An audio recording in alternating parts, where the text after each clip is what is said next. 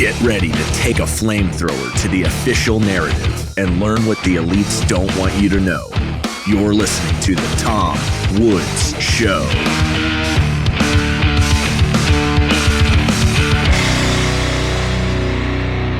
Hey everybody, Tom Woods here. It's episode 2659 of The Tom Woods Show with the great Darryl Cooper, who is host of the Martyr Made podcast and slightly notorious. I mean, you might have heard his name here and there, praised by the good guys, savaged by the bad guys. That tells you a little something about Darryl Cooper. And I thought, especially because, I've been reading your posts and stuff on, I hate calling it X, but I think I have to at this point. And I just thought, I gotta, come on. I mean, I want to talk to this guy about what's happening in the Middle East right now. So thanks for coming back, man. I appreciate it. Anytime. Always happy to come on. All right. Well, look, I was joking with you before. I don't know what we're going to talk about. So this thing has all happened so fast. All of us, I went to 3 concerts in a row last week, one per night for 3 nights. And in the middle of one of them, I found out about the bombing. And I thought, how did we get dragged into this is, anyway, I was all beside myself and all that. And then I saw Trump tweeting about, or Truth Social about regime change and being playful about the term regime change. Maybe we need a regime change over that. I thought, what in heaven's name is going on? And then all of a sudden it's, there's a ceasefire and that's going to be the end of it. And all the while, there have been people on Twitter or whatever saying things like, you got to trust the president. And you people are panicking, and it's just going to be a limited strike, and there's nothing further. But these exact people then spent the weekend trying to read the tea leaves, and when they saw that Trump was favorable to regime change, suddenly I'm seeing people saying, regime change wouldn't be so bad in this case because we have the son of the Shah. We could just, and then on Fox News they're introducing him as His Royal Highness, like it was the whole thing was all set up, ready to go, and then we get this notification of a ceasefire, and I don't know what you guys were worried about. It was just a limited intervention. You know what I mean? Like these people were ready to go. If Trump on a dime had said, you know what, we're doing regime change, these exact people who are lecturing you and me were ready. They're almost disappointed he didn't do it.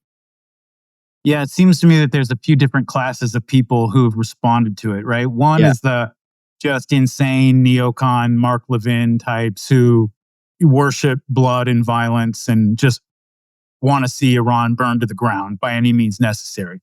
You have those people. You have people like you're talking about, sort of a lot of the conservative influencers, the MAGA influencers who are trying to ride that razor's edge of supporting the president, but not quite. They were looking in the comments of all the things they're putting out there and seeing that people are going crazy over this. So they're trying to appease those people while not really bashing the president and doing what you're talking about. And then there are those of us who voted for Donald Trump in 2024 and, just held to the fact that he told us, look, Donald Trump never pretended to be a pacifist. He never said that he was never, ever, ever, no matter what, ever going to go into a war, use military force. But he damn sure made really clear that if it ever came to that, it would be a last resort. It would be after all the other avenues have been exhausted and there's no other choice. And now he at least made that very clear to people, I think. And that's why I think, people talk about like our friend Dave, who, really went hard at the president, like on the first day when this whole thing kicked off. And people have kind of called him out for overreacting. But I mean, you have to look at the information that was available at the time. We had Donald Trump going on.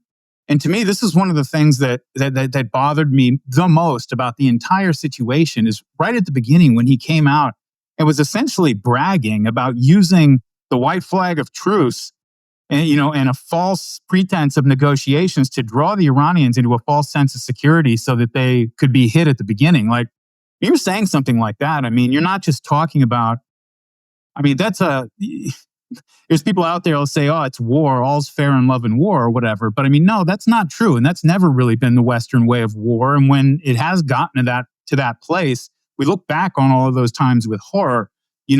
Respecting things like the sanctity of negotiations and truce and things like that. I mean, we had a meeting scheduled for the upcoming weekend when Israel attacked. We didn't cancel the meeting and say this is going nowhere and we're done talking to you. And then there was, there was negotiations scheduled. And so, that's a dishonorable way to behave. And I don't like having my country's name attached to something like that. The thing is, I don't even think it's actually true. I've talked to Tucker about this quite a bit. I've talked to several people who are pretty close to the administration and even to Trump himself.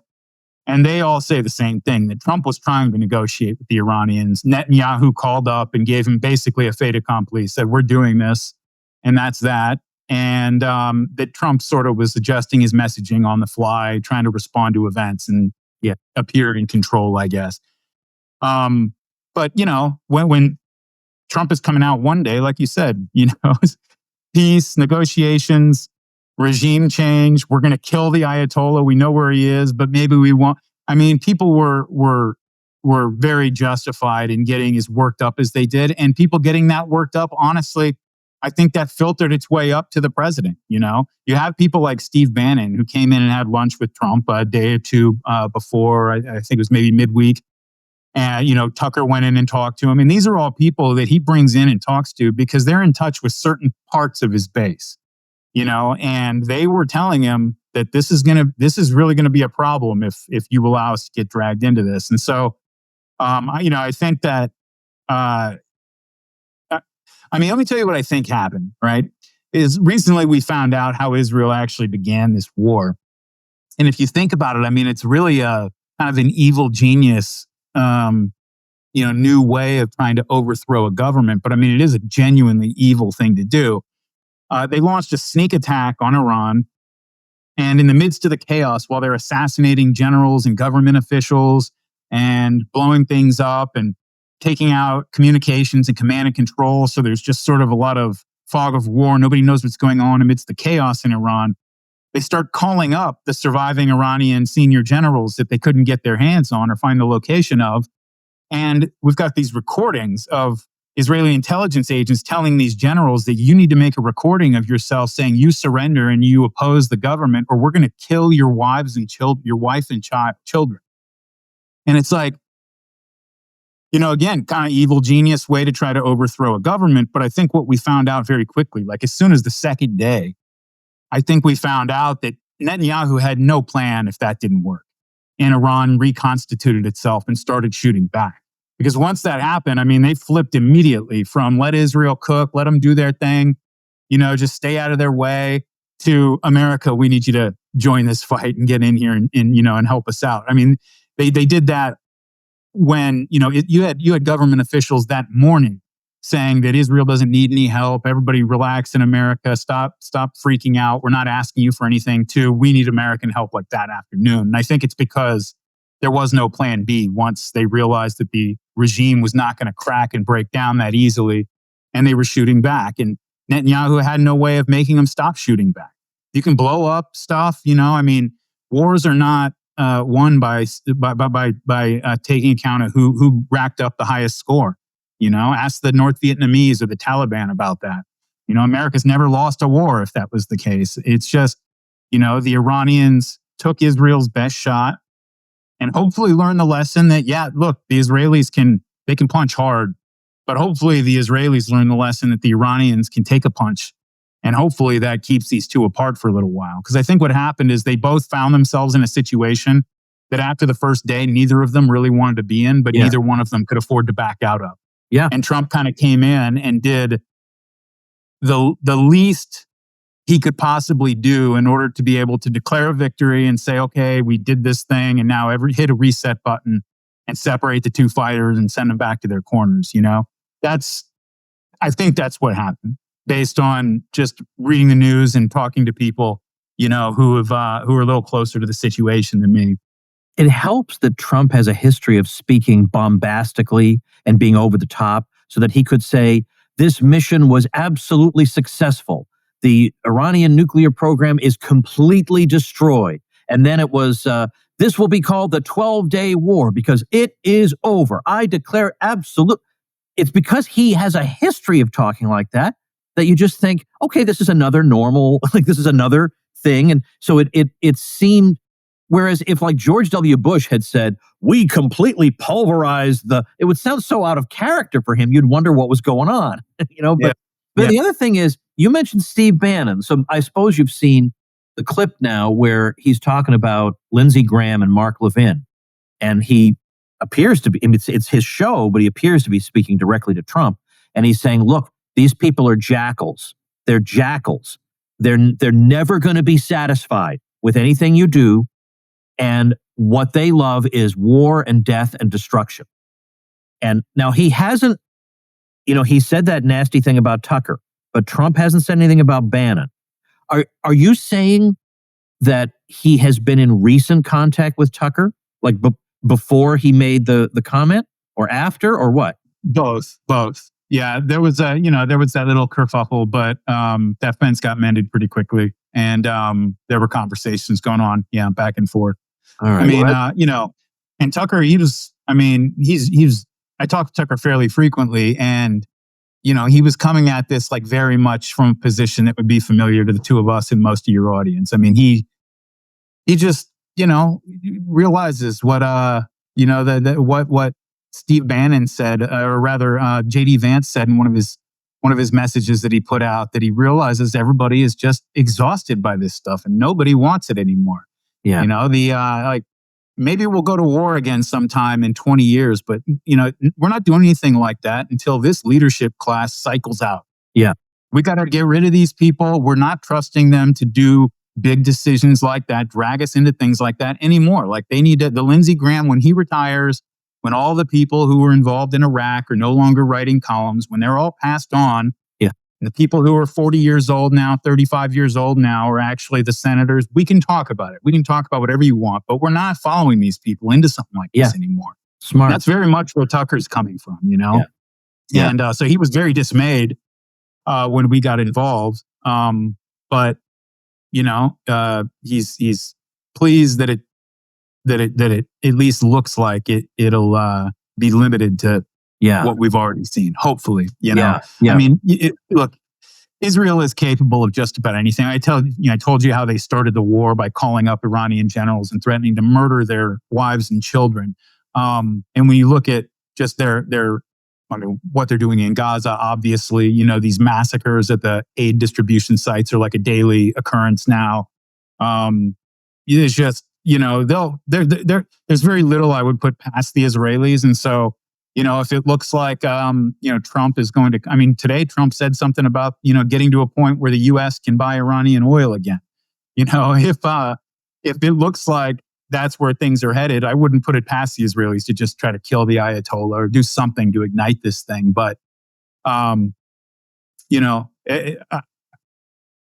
Israelis are kind of in a position right now, I think, of like, they're at least Netanyahu, because he really sees himself as kind of a messianic figure and, like this man of history that has this big mission. He's talked himself into this idea so that, and he's looking at the situation and realizing that he's on his political last legs. His career is not long for the world, no matter what happens. He's looking at, Iran is as weak as it's ever been and probably ever going to be right now. Hezbollah's, in bad shape. Hamas, obviously not a problem at the moment. And, Syria's gone and Iran's pretty isolated. And so he figured he had to just shoot his shot no matter what. The problem with it is that, you see it sometimes taken way, way, way too far. I'll be the first one to admit that. But Israel has burned a lot of reputational capital in the United States. Like the left and Democrat Party, their leadership is all, Chuck Schumer is all still, hardcore Zionist and everything. But the base of the Democrat Party, they're ready, if their leaders ever tell them to turn the other direction on Israel. The right has been like the stronghold of Israeli support. That's why, Netanyahu felt comfortable defying Obama and coming over here at the invitation of the Republicans to speak to Congress about the Iran nuclear deal. Really upset a lot of the Democrats, but he figured that he could afford to do that. Even though a lot of people in Israel were very critical of him making Israel a partisan issue in the United States. After this, it's becoming even less of a partisan issue. It's becoming more of just a division between the elite leadership and the political class and the people of the United States who are really, really fed up with this, you know? Hey, everybody, if you're worried about the IRS coming after you, and frankly, who isn't? Or you just want to make sure they're less likely to bother you in the first place, I have just the guy for you, the great Matthew Sercely. The state thrives on your compliance, your ignorance, and your confusion, and Matthew cuts through all those things to make sure you keep what you can. Now, about Matthew, first of all, he's one of us. He's been on my cruise. He's been at one of my murder mystery parties. He's listened to the Tom Woods Show since episode 3. We're talking about a real OG here. And second, he's rather a bright fellow, as you will instantly see. Matt's a tax attorney who helps liberty-minded folks just like you keep more of your money and stay out of trouble with the IRS. And yes, I said attorney, not CPA, which means that your conversations with him are protected by attorney-client privilege. That's a big deal. Try getting that kind of protection from your accountant. If you're running a business or even thinking about one, you need someone like Matthew in your corner. He knows how to legally reduce your tax burden, structure your business the right way, and avoid trouble while keeping every dollar you're entitled to. Go to agoristtaxadvice.com/woods. That's AGORIST taxadvice.com/woods and grab your free Agorist Tax Toolkit. It's full of powerful tools and templates you can use to get your business in order, track your expenses, and reduce how much the IRS takes from you without crossing any lines. Again, that's agoristtaxadvice.com/woods. Take the first step to keeping what's yours. I want to say a quick thing because we, at the beginning, we're talking about various influencers and how they were trying to tread the razor's edge to have exactly the right opinion, and while supporting the president, but also trying to track what their own supporters are saying. And it reminds me of something Laura Loomer said. And my gosh, does that woman need help? But Laura Loomer said, after this, because Trump is watching, there are going to be a lot of people who will never be invited to the White House again. And I thought, thank God that's not the world I travel in, that I would even need to care if I'm invited to the White House. I mean, how pathetic would you have to be to sit there and think, well, I better not say such and such because I won't get a White House invitation. When you're on your deathbed, is that what you want your accomplishment to be? Yeah. I mean, some people do. Some people, that's what drives them, and that's what gives them a sense of significance in their lives, I guess. But I'd imagine it's pretty fleeting. I mean, you almost envy people who have the capacity to be like that mercenary. Like the Mark Levin types, you almost have like a certain amount of respect for those types as well, because they just are what they are. They want Iran destroyed. They're at least partially loyal to the state of Israel. It's at least a divided loyalty, like speaking very generously about it. And they're really kind of open about the whole thing. They just want war. They want destruction. They want it all to happen. And they're going to yell at you and call you bad names if you don't like it. But then you have the types like Loomer and some of these other influencers who are just purely mercenary. I mean, like you said, they would switch from one view to another 180 degrees from day to day if that's what was going on. I mean, it's always just testing the wind and seeing where it's blowing. And those people, I wonder sometimes, like if I think Laura Loomer probably sleeps well at night. I think she sleeps just fine at night. I don't think that I think a lot of mercenaries sleep perfectly well at night. There's certain type of person that the rest of us, the majority of us, who are really not capable of behaving that way without without sort of being consumed by feelings that make us hate ourselves. And so I think they're at peace with who they are. They know who they are, and that's what allows them to sleep at night, whereas I'm pretty content with who I am. That's what allows me to sleep at night. So, on Dave, let me say something about Dave. I mean, Dave has become a real lightning rod now. Like now, you and I have witnessed this in real time over the past 18 months, but even the past 2 months, how Dave is like a household name now, and everybody has an opinion on Dave Smith. And so, they hate him so much, and they do because he's effective. So glorious. Oh he's yeah, good. They keep sending out their most well-equipped, like badass champions to go take him on, and he just keeps wiping the floor with them, and they just don't know what to do. He's just a comedian. He's not even a funny comedian. whatever, man. Keep sending out your best and see what happens to him. He chops them up and sends them back to it. I love it. I love it. Let me say something about that, by the way. None of them know any of Dave's material. And I'm telling you, I have been to Dave's stand-up shows. The audience is in stitches. I took some of my friends to his show in San Diego. Who didn't know him? Are they friends who didn't know him? They had maybe heard his name, but that's perfect. Perfect. I was the only one. And dude, the entire place, all my friends, our faces hurt from laughing the entire time. It was one of the funniest comedy shows I'd ever seen. And it was awesome. These people have no idea what they're talking about. And look, I have to be deliberately vague here. But I'll just say, when they say that he's a failed comedian, I say, you blankety blanker, a failed comedian. He makes more in a weekend than you do in a year. Yeah, it's so stupid. Anybody who talks like that, I say, let me take a wild guess that you're not exactly a Fortune 500 CEO yourself. Yeah.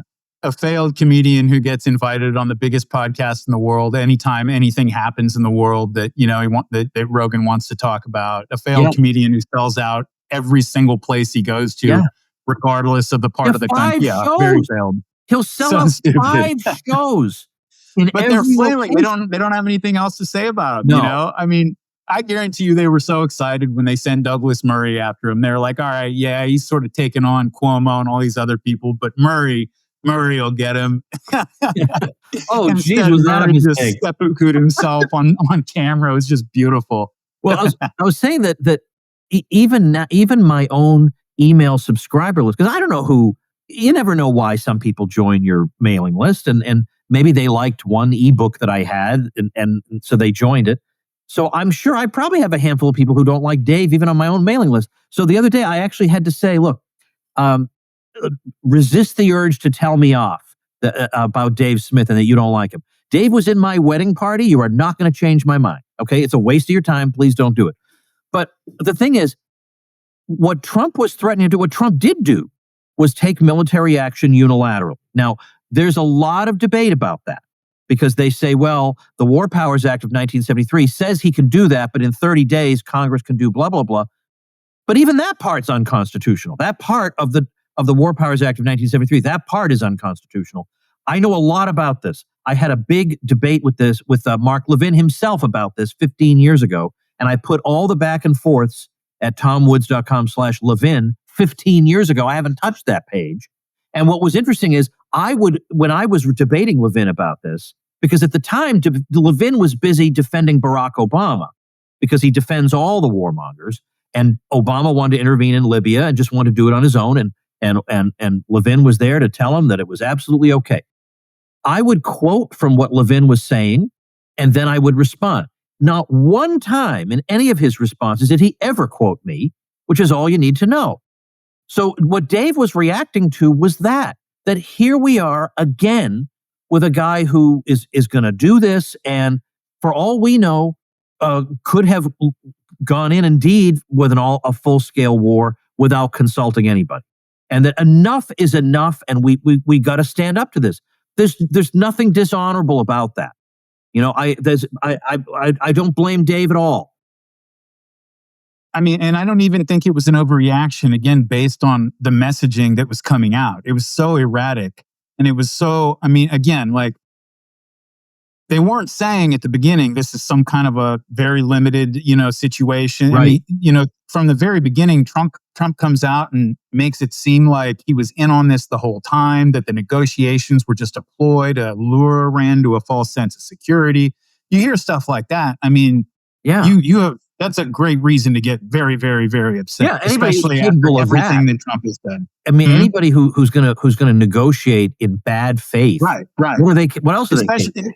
Especially given the way that we've dealt with the Russians over the last several years. You know, we've already just dragged our own name through the mud, and it's going to be very hard to take us seriously. We need to be focused on rebuilding that rather than just continuing to abuse it. There are certain things, international relations institutions, and I don't mean like the United Nations or something like that. I'm talking about just sort of customary ways of interacting with other countries. And things like if you're in the middle of negotiations, you don't attack the other country without telling them that, the negotiations are over. Things like that. it's very important that we maintain those customs, and we, as the most powerful country in the world and the sort of self-proclaimed custodian of the rules-based world order such as it is, like, we need to be the ones who are the most concerned with that, to the point that even if it puts us at a certain amount of risk, we're still going to stick to those things because they're important and we need them. You start giving those things up and you fall into an anarchic world very quickly that none of us is going to want to live in. And, look, Iran, there's a lot of people's predictions about how this was going to go, I think, were based on a lot of misunderstandings about Iran especially, but also U.S. military capabilities, Like, from the beginning, I was telling everybody, there's no way that we're putting boots on the ground now. That's just not going to happen. Like, if you look at the number of troops we would have to send in to make a dent in the Iranian military, think about, like, when we went to Iraq, which would have been a much, much, much smaller scale operation. We would have to institute a draft if we were going to go into Iran, period. Like, there's just no way we're going in there with less than 500,000 troops. Probably it would require more than that. And we're not coming up with that many troops without a draft. We've got commitments all over the world. You look at the Iraq war, for 8-10 months before we actually went in, the whole world knew we were going in. Saddam knew we were going in. And he sat there and watched us for 8-10 months build up all our equipment, stage all our troops, everything in Kuwait and other places, just watching us do it. Iran was not going to do that. We weren't going to have 8 to 10 months to stage our equipment and our bases in Kuwait and just hope that, because Saddam was hoping that the war wouldn't happen right up to the very last minute when we invaded. And so, we weren't going to be able to do that. If you look at a map, we're going to start in Kuwait, drive through southern Iraq, which is full of hostile Shiite militias who were going to support Iran, go in and then drive another 1,000 miles to Tehran. Are we going to go into Afghanistan that's controlled by the Taliban now and drive 1,500 miles across Baluchistan in the Iranian plateau before we get to a human settlement? None of that was ever going to happen. And so the question was, and again, this is the thing that Dave was very concerned about, that all of us were concerned about, is if we get into this and Iran starts hitting back, not like the way they did, which I thought was calibrated. Like, I give the Iranians a ton of credit for exercising not just restraint, but a certain amount of, like, tactical and strategic wisdom here, where they, the fact that they responded with an attack on our bases with the exact same number of ordnance that we sent at them the previous day gave us, a heads up beforehand, very, very clearly signaling that this is a symbolic response and we don't want this to escalate. Which, as soon as I saw that, I was very encouraged. But we didn't know that at the beginning. At the beginning, when we started shooting, if Iran would have decided to just start opening up on all of our, on CENTCOM, on our bases in Kuwait and everywhere else, what are we going to do? Because we're not invading Iran. Americans are, that would be a war where we would take old school, Vietnam War, Korea, or more kind of casualties in a war like that. And nobody in America is prepared for that. Nobody wants that, especially on something that, this is, again, you have to remember that, like, all the people who just on a dime one day were telling us how Iran, this urgent problem that must be taken out and dealt with right now. It's like, dude, a week ago, like, nobody was talking about this. Yeah. Like, this wasn't like this building up sense of urgency and what are we going to do? It was, no, Israel launched an attack while we were in the midst of negotiations and then found themselves in a situation that they couldn't extricate themselves from because Netanyahu had no plan for victory, no ability to get the Iranians to stop shooting back, and no exit strategy. He just didn't have one. And so you have these two countries now just lobbing missiles into each other's, residential neighborhoods. And we had to figure out what to do about that. And if we just told both sides back off and stop it, nobody was going to listen to us. We had to actually do something. And again, this part of it, I don't have from any sources or anything. I'm just sort of reading the tea leaves. But, maybe I'm being too optimistic and generous about this. But I think what Trump did basically was he did the minimum that he could possibly do in order to be able to declare a victory and say, even the stuff about totally obliterating their nuclear sites and all that kind of stuff. Look, I've sat in when I was with the DoD on battle damage assessment meetings. It takes a few weeks for the DoD to formulate and finalize battle damage assessments. We've never done the kind of strike that we did on Fordo in a mountain with like several layered bunker busters. We don't know. You got to send somebody in there if you want to find out like what kind of damage we actually did. And so the fact that Trump came out, like you said, right away, we obliterated everything, war's over.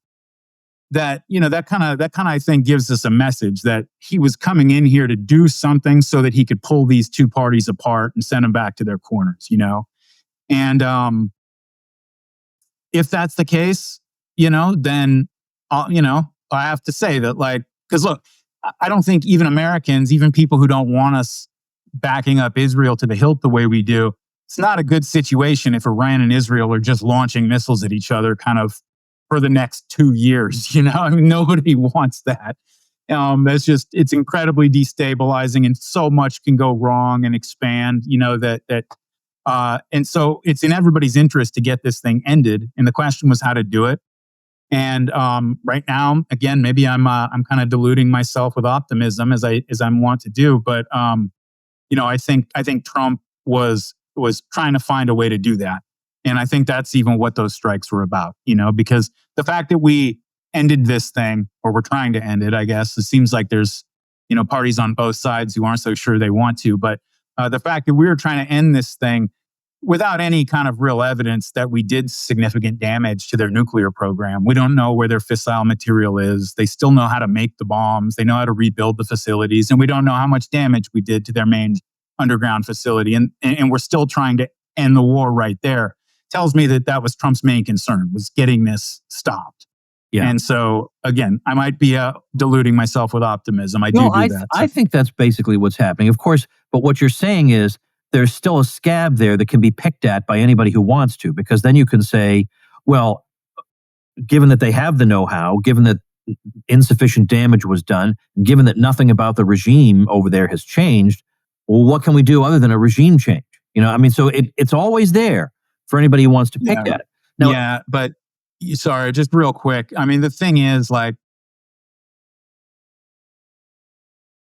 Israel tried, like, if regime change was going to be possible, it would have happened last Thursday or Friday night whenever they launched their attack. Like, we do not have the capacity, short of a full-scale institute the draft kind of invasion, occupation war, to impose regime change on Iran. We just don't. It's one thing when you go into Iraq. Iraq had been completely decimated by, airstrikes, Kurdish and Shiite separatism, and starvation level sanctions for 10 years. And then we went in there and knocked over the regime. And Iran and Saddam was running a minority government. His Sunni faction was a minority in Iraq, just like Assad's was in Syria. You're not going to go into Persia and impose conditions like that on the Persian people. It's just not going to happen. It was never going to happen, short of a full-scale total war, which, Trump doesn't want. Nobody wants. So, yeah. Hey, everybody, let's take a minute to thank our sponsor, Persist SEO. If you're getting buried by your competition online, then build your brand, your reputation, and your lead flow with digital marketing by Persist SEO. If you're a small local business trying to compete against large companies in the service industry, then increase your visibility with Persist SEO. What if you have low or no leads coming in on a consistent basis? Well, then website search engine and conversion optimization can help move the needle to a more prosperous business model for you.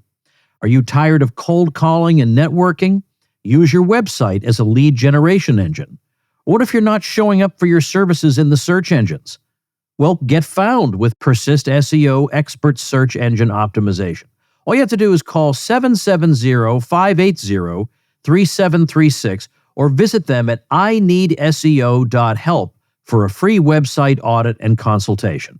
That's 770-580-3736 or ineedseo.help.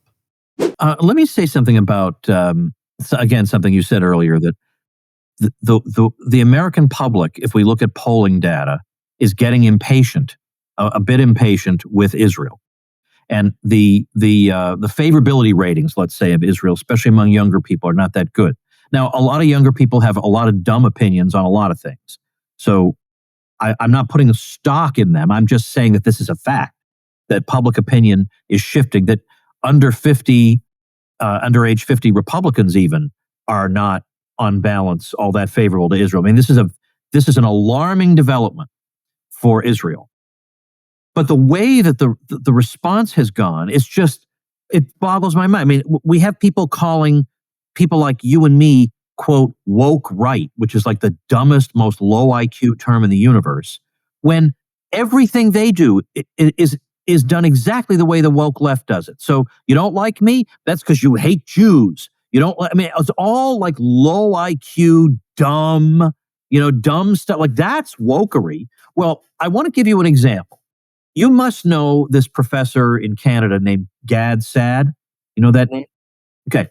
I want to read to you. This is the entirety of the exchange. I am leaving nothing out.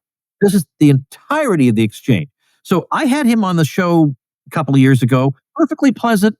He can talk about a number of things and very compellingly and interestingly. Fair enough. But boy, is he obnoxious on this issue. And he was being extremely obnoxious to Dave. So he had written on his Twitter account, and he says, "Dear Dave Smith, I'm thinking of writing a paper on the application of the evolutionary lens in generating consilience. Could you conduct a Wikipedia search on these issues and appear on TV to share your subsequently garnered expertise?" So I responded, again, I leave nothing out. They're really all going with the Douglas Murray shtick, apparently thinking that worked out well for him. Here's Gad Saad's response to that. "Does Tommy have a Jew problem? I thought we were on good terms. I've done his show." So his instant response, it has nothing to do with what I said, is that if you don't like me, you must not like Jews in general, because I embody them all, baby. And that's his instinct. So I thought, well, that's an odd way to react. So then later, I found out that he refused to debate Dave. So I posted this, again, I leave nothing out. "Understand, everyone, that the absolutely sole reason Gad Saad won't debate Dave Smith is that Dave lacks the proper credentials. It's not at all that Dave would embarrass the poor guy. It's not that at all. And if you think that, you hate Jews."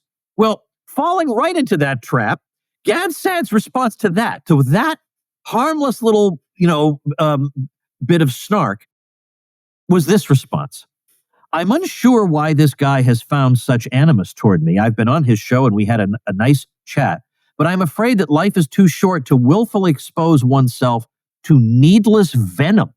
Now, he's not been on Twitter very long if he thinks that's venom. So then he says, "Tommy, I hope you won't be upset if I block you. Good luck, Jew hater." So again, the only Jew in this situation, other than Dave, by the way, is him. He's the only one. And he's come to the conclusion that it's because he's Jewish that I'm giving him a little bit of a hard time. Obviously harmlessly on Twitter, but that's his instant response. And that's how so many of them respond. If you think you're going to be able to deal with this tsunami of negative sentiment toward Israel by putting on the victim act like this, you got another thing coming. Yeah, Israel gave up. Israel gave that up about 3 or 4 or 5 months into their assault on Gaza. The whole victim sort of framing, that's just never going to work anymore. It's just not going to work anymore. You had like people with millions of followers, and they would put. This is a sort of a different version of what you're talking about here. It's just a total lack of self-reflection. Where when Iran started hitting Israeli cities, posting things that are just totally unironically like shocked and outraged that anybody could possibly target a civilian area. How could any barbaric country possibly do that? And people would just post, a picture of Gaza completely annihilated and nothing else, and just ratio the person 10-1, and it would be some small account doing it to an account with millions of followers. This would just happen over and over. And I think a lot of us, we see something like that and we're like, is this just, are they just that like cynical that they could after what has happened in Gaza pretend like it's just some insane violation of norms to attack, to blow up a hospital or to hit a civilian area? Are they just that cynical? And I don't think so. And I don't think Gad Saad is probably that cynical about it. Some of them are. But, you've known people like this, like everybody's known people like this in their real lives where, when you get into that mentality of victimhood and self-righteousness, especially when it's coupled with this deep-seated sense of paranoia, and look, I'm not saying that the Jewish people don't have their reasons, for having some of that built into their psyche. Of course they do, but it reminds me of there was an article, I think in the Daily Mirror years ago. They were talking, they'd interviewed the actress Winona Ryder, and she's Jewish. And she was talking about in this article how, at the time she was doing the TV adaptation for that Philip Roth book, The Conspiracy Against the United States, whatever it's called. And it's basically one takes place in the 1930s in an alternate timeline where Charles Lindbergh's running for president and America's siding with the Nazis and turning on the Jews. And she was doing the TV adaptation for that. And so they were interviewing her. And she said in there that when she was a little girl, like 5-6 years old, she wouldn't sleep in her bed in her bedroom. She would sleep in the hallway with the light on right outside her parents' door because she knew that one day her neighbors, her friends' parents, from friends from school, their parents or teachers were going to come through their door one night and drag their family away to be murdered. 5-6 years old, she was doing this, okay? Another example. I was backstage at Tucker's event in Fort Worth last year, and his guest was Roseanne Barr. And Roseanne's cool, like a lot of people. Very cool, unless you bring Israel up, you know what I mean? Like, it's a lot of people like that. And Roseanne said that she was a little girl when the Eichmann trial was happening back in 1961. And how her parents, during that, like a whole week or couple weeks, whatever, were having her sit down and they were watching documentaries and videos just basically on loop of all the bodies being bulldozed into pits and people being shot and just the starving, emaciated concentration camp. And she said that she had like weird tics and nightmares for years as a little girl as a result of that experience.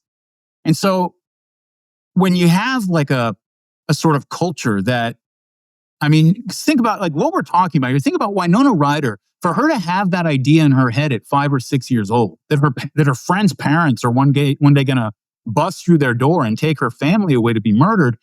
You say, like, that's borderline abuse by the parents that put those ideas into her head. I mean, and that's kind of something that's built into it. And again, this is not, I don't want to generalize too much. I mean, Dave's Jewish. I know, like, I'm friends with a ton of Jews and this doesn't apply to them, but there is like a segment, and it overlaps a lot with like the ultra-Zionist kind of crowd who their entire identity has sort of been subsumed into this not just victimization, but something that is almost, you remember when Dave did, he did a debate. It was a 4-person panel, but Zero Hedge did a debate and Dennis Prager was one of the other people on there. And, Dennis said, he's another example. He's like somebody I'd probably love to have as a neighbor. Just don't ever bring up Israel or anything like that around him. He's probably a great guy. But Dennis said that, he said, anti-Semitism, Jew hatred is different than any other kind of prejudice or bigotry or anything like that in the world because it's exterminations. And he said, every generation, someone rises up to try to annihilate us. And Dave said, what do you mean? Like, just why would they do that? Just because they just hate the Jews? It's just buried in them and they want to kill all the Jews? And he said, yeah, it does seem that way. And it's like, when you have that kind of mentality, it lets you really understand something like, a Pew poll that came out maybe 5 years, 6 years ago now, where they asked American Jews, these aren't Israelis, so this diaspora, they asked them, what are the core elements of like what it means to be a Jew, right? And they had like affinity for the state of Israel and religious observance, believing the Torah, all these kind of things. They're 20%, 10%, 15, 25, 78%, something like that. Remembering the Holocaust, the core element of what it means to be a Jew. And when you think about what that really means, it's not really remembering what the Germans did to us. It's remembering what the rest of them have done to us over the years. And if you look at Jewish culture, I mean, their holidays, a lot of the things that are commemorated are just the times when they were persecuted and managed to persevere, get revenge on their enemies. But that sense of persecution for a lot of the hardcore Zionist types is really like built into their identity on a deep level. And the way that you know that is go try to tell Winona Ryder, calm down. Like, nobody's trying to kill you. Nobody wants to hurt you. Like, yeah, there's some douchebags on Twitter who are going to try to get a rise out of you. And yeah, there are some crazy people out there, but this is America. Like, you're safe. You've never, ever been oppressed or persecuted or anything in your entire life. You're a wealthy actress in a free country. She will fight you on that. Oh, yeah. And she'll actually and they'll start to suspect that maybe you're in on it. If you think that, then maybe I have to worry about you too. Yeah. And that's why Gad Saad said what he said to you. And, that sense of just deep paranoia becomes very pathological when one side, has nuclear weapons. You don't want to give somebody with that kind of mentality nuclear weapons, Well, there's a possibility that he can't, I guess he's not capable of considering that I dislike him because he's a jerk. Yeah. I mean, he was acting like a jerk to Dave. He shouldn't have done that. And so I responded. And I didn't use I didn't call him a name. I didn't use bad language. I was playful, snarky. Yes, I wouldn't have wanted to be on the receiving end of it. But it's Twitter. These things happen. To draw that conclusion. And, we see the same thing in the transgender world. The transgender genocide, which is non-existent. Or we hear all about the terrible oppressions they're enduring. Are you out of your mind? There is nowhere on earth that has gone out of its way to accommodate you more than here. And yet a lot of the people who will make the crazy wild, like I'm sure Roseanne, looking at the trans people, would say they're crazy, they're deluded, they're delusional to think that this kind of thing could happen. But you have the same worldview here. And so it's and people will respond to that by saying, yeah, but look what happened.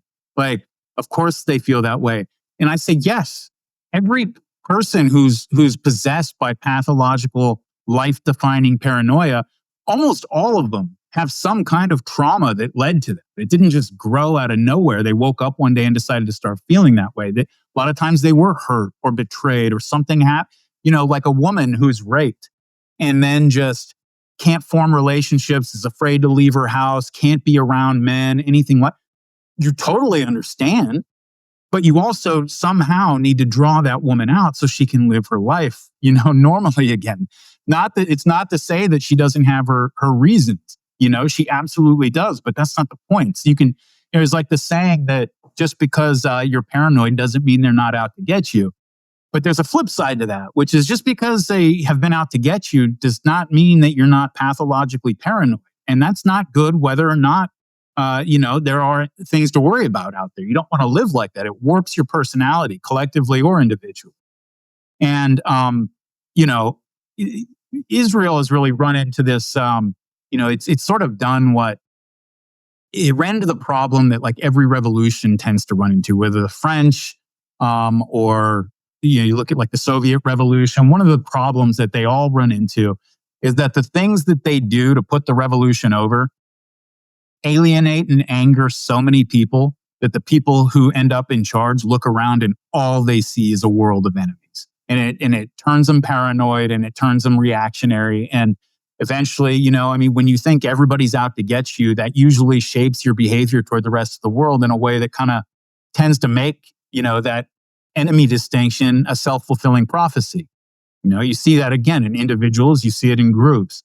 And I think that, the best thing that, the rest of us could be doing, especially right now, because look, there's obviously a lot of stuff going on online right now with regard to Jews and anti-Semitism and everything that, I understand why some people are looking at that and they're alarmed by it, You can say it's just a bunch of kids following Nick Fuentes or whatever on Twitter, but like, whatever. Like, it is like something that didn't exist really before, and now it exists, and people are drawing conclusions from it and getting alarmed by it. Now, you can understand that. But we got to find some way to draw these people, again, back out of their house. Tell them it's okay to leave your house. It's okay to form relationships again. It's okay to actually feel comfortable and safe. And I know that you were taught by your parents when they were showing you Clockwork Orange style videos of bodies being pushed into pits and telling you that this has always happened to us. It will always happen to us. It could happen to us in your lifetime, and you have to be ready. I understand that they impose that trauma on you, but you got to find a way to come out and join the rest of us, Yeah. And but I don't know. Last time somebody really, really tried that, they crucified him for it. So it was Christ came and they expected a Messiah who was going to come with a sword and an army and conquer and overthrow and humiliate their enemies to lead them out of exile, because that's what the Messiah is supposed to do, lead them out of exile. And Christ showed up, and he was there to lead them out of exile by erasing the distinction between Jew and Greek. And, that's not the kind of victory or path out of exile they were looking for at the time. And, still kind of caught in that cycle, I think, of, one of the things you find, like when I was doing my Jim Jones series, I read several books on, like, psychology books on paranoia specifically.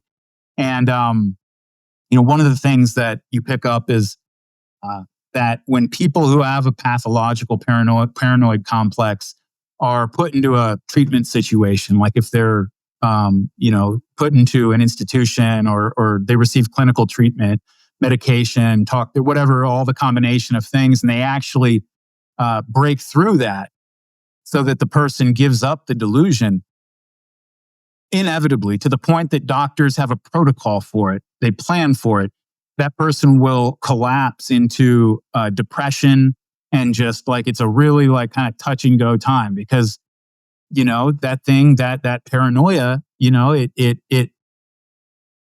it's better, I think, for some people, at least when you're in the middle of it, it feels that way. Even if it terrorizes you, even if it's leading you to have a miserable life and miserable relationship with the rest of the world, it's better to be at the center of things, even if it's at the center of everyone's hostility, than to give up that sense of imagined centrality, Yeah. And people fight to hold on to it. And when they're finally forced to sort of, or able to give it up, there's a difficult period of having to reorient your identity around normal things, and not just this sense of danger and persecution.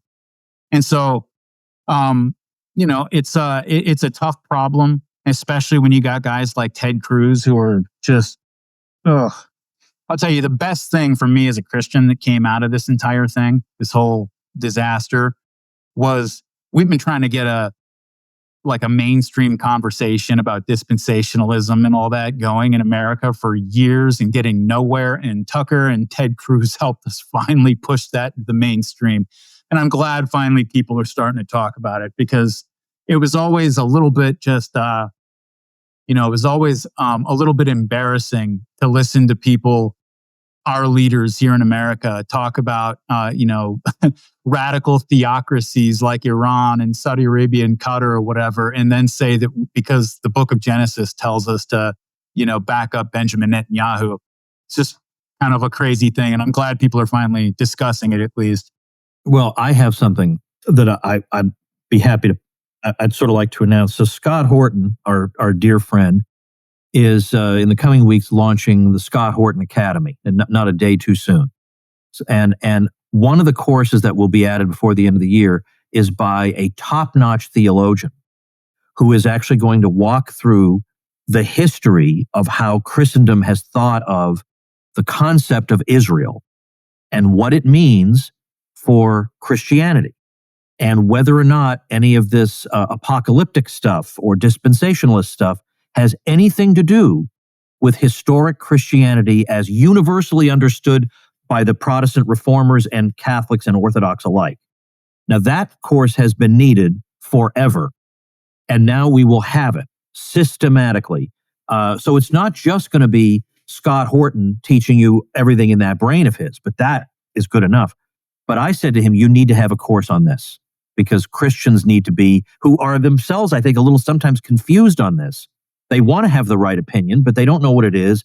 And they have all these crazy people in their ear who are giving them novel theology that no one had ever heard of, 100, 200 years ago, in the 2,000 years of Christendom. So Scott Horton Academy. That's great news. Yeah. That's great news. I mean, because this has, as we see, this has real world consequences. People I've seen a lot of people who were opposed to our involvement in this war and opposed to our unconditional, support of everything Israel does, who are not religious people themselves, who think that somebody like Ted Cruz is just being cynical.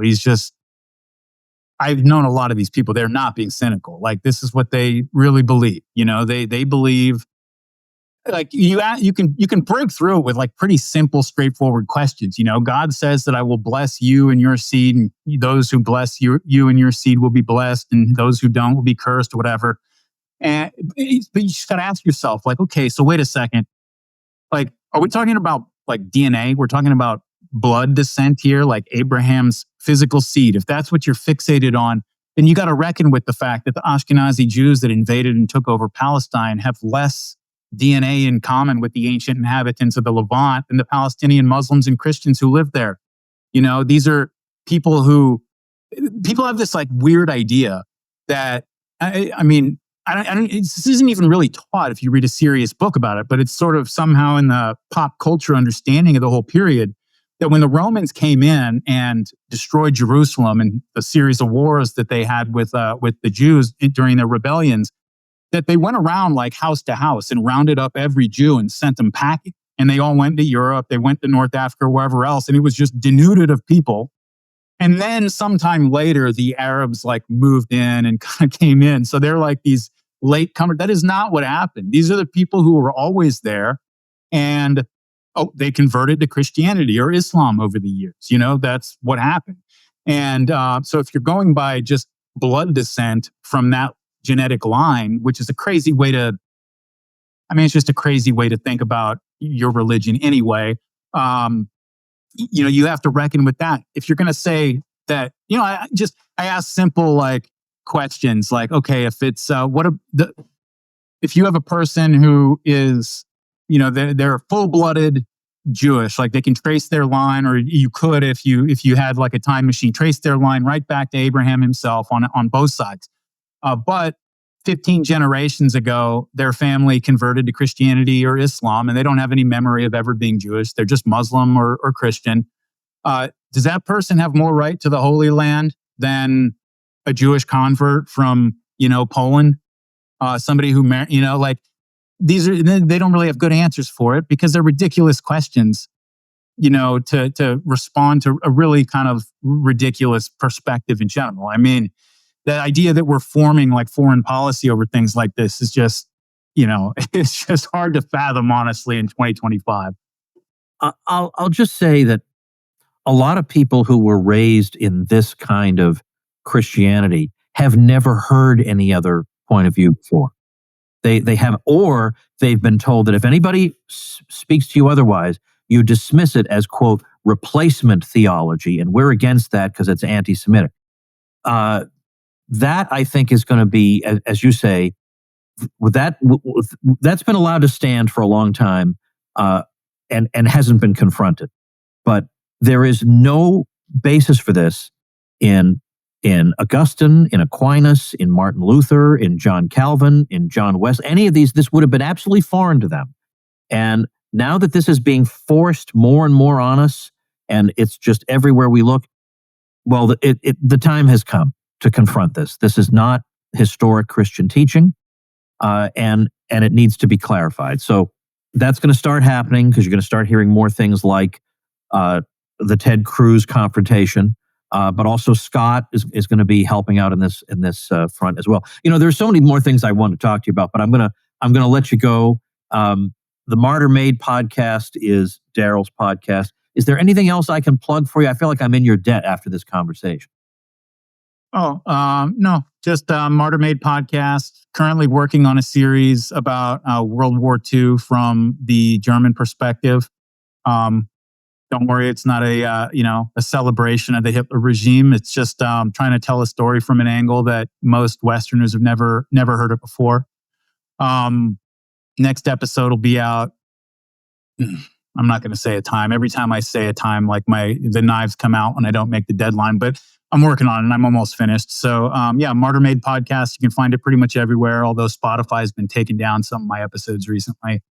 There's a Substack if you want to find, there's a lot more content other than just the history podcast where I comment on things. Mostly I say comment on things like I do Q&As where, ask me anything type things. And I end up getting through like 3 questions from my subscribers out of 500 because I write each of them a 4 or 5 page essay to answer their question. So it's a lot of that kind of material, interviews, other podcasts that are for subscribers only on the Substack if you want to check that out. But yeah, just check out the history podcast. And I think you'll probably like it. Yes, I think you will too. So I'll link to that in the description, also at tomwoods.com/2659. Darryl Cooper, thanks so much for this conversation. Anytime, man. I've gotten probably 40 interview requests this week, and I say no to 38 of them. And you're one of the ones I will always say yes to. So it's, like I said, I told you last time, I've been a fan for a long, long, long time before you ever heard of me. So it's really an honor to come on your show whenever I do. You're a very generous guy. Thank you very much, Darryl Cooper. And thank you, ladies and gentlemen. Make yourself and those you love less vulnerable to the regime, both mentally and physically. Get more forbidden information at tomsfreebooks.com and be sure to subscribe to the show wherever you listen. See you next time.